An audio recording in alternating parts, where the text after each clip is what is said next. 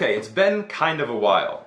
If you were following my stuff back when I was posting regularly, you'll know that I like to post behind the scenes videos of stuff that I'm working on, not just to show where I am and what I'm doing, but also to kind of expose the stuff behind the curtain, show what it takes when you're hiring a professional video production company and the kind of stuff that we have to do.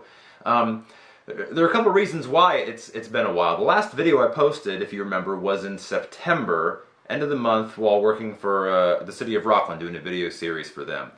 Let's see, since then, I bought a house in October. We moved the office, hence the new digs.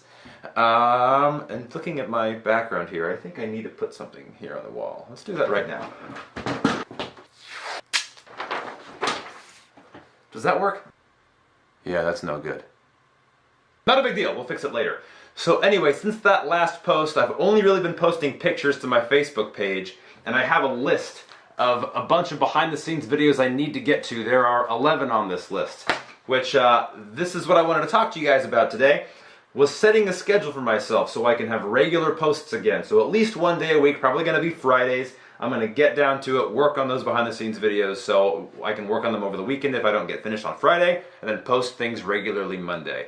That's going to be my plan I'm setting in motion starting today. Today is a Friday, so that means I'm posting this one early, and then the next week after this, that'll be Monday. What day of the week is that? Not the 13th, the week after, so the 20th. The February 20th should be the first one, right? 19th, almost did the math right there. Anyway, February 19th, let's see if we can get back on track with behind the scenes videos. But right now, what I want to talk to you about is my most recent project. So the City of Rockland wrapped up. I had a few other small ones that kind of fell out the rest of the year during the holiday season. And then almost all of January into right now is this video I'm doing for NAPA Auto Filters. It's a series of 3 videos that I attempted to do a behind the scenes video for, but became so overwhelmed with it I gave up on the idea. It was a huge project. We were shooting for 3 nights. I had a crew of 20 people. And as the guy who was kind of in charge of bringing the vision to life, I was being pulled in many different directions and I didn't have a chance to shoot the behind the scenes video myself. So I know now in the future, on jobs that size, I will hire someone to do BTS for me, because having that also on my plate didn't work. So here's what happened. I get the scripts from NAPA. There's 1, there's 2, here's 3. They're all rewritten, pre-written, so that makes my job a little bit easier. But my job then becomes to interpret the script, break them down shot for shot, and figure out how we want to shoot it and how we want to present it. After the scripts are broken down, we build every shot into a specific list. There's the shot list, and then break the shot list down into 3 different schedules. Is that overwhelming for you, breaking it all down like that? Well, that's the job. So while doing all that, I'm also worrying about hair and makeup and camera position, and gosh, what else is there? Lots of things. Luckily, I was able to hire a good crew to handle most of those things for me.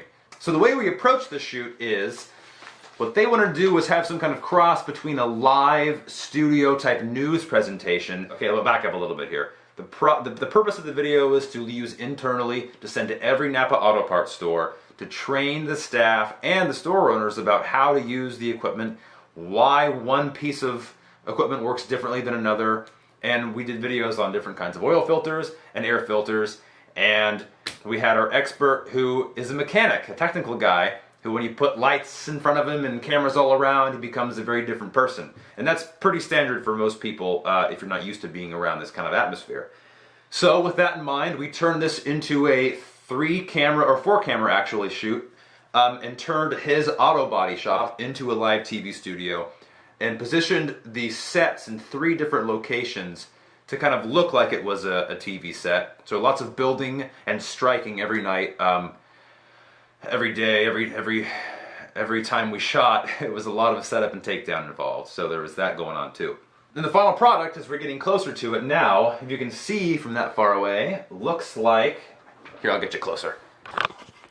Looks like what the client wanted was a cross between like a Sports Center type show or like a Fox News show, and there's me just kind of scrubbing through the editor real fast. So we had all 3 cameras being streamed to one central location. We called that tech. Okay, so we called that tech, and we had a live switcher there behind the desk cutting the cameras live while they were doing their presentation. They did have scripted lines. We were told to do them kind of loosely, or I told them to do them kind of loosely so it didn't feel like they were robots talking the way they were scripted to write or talk. So even though we had a live switch, I still broke it down into scenes and shot them scene for scene, and each scene was about a page long. These scripts were about 8 pages long each. The point is, lots of things happening all at once, 3 cameras being cut live, and then the best part about this is we didn't do our graphics live. Our graphics came in post.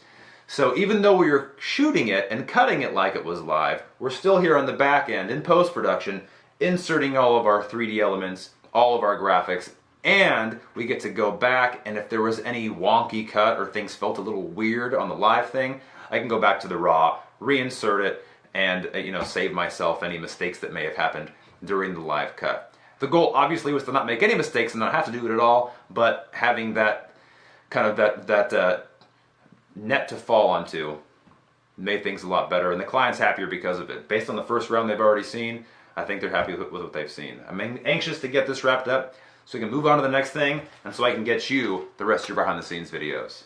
Anyway, thanks for watching this one. That's the closest thing to an editing video that I've given you yet. If you want more of that kind of stuff, if you're real technical and want to learn how to do this stuff more, hey, let me know about that, and I'll see what else I can get you. But in the meantime, lots more to do. I'll see you soon.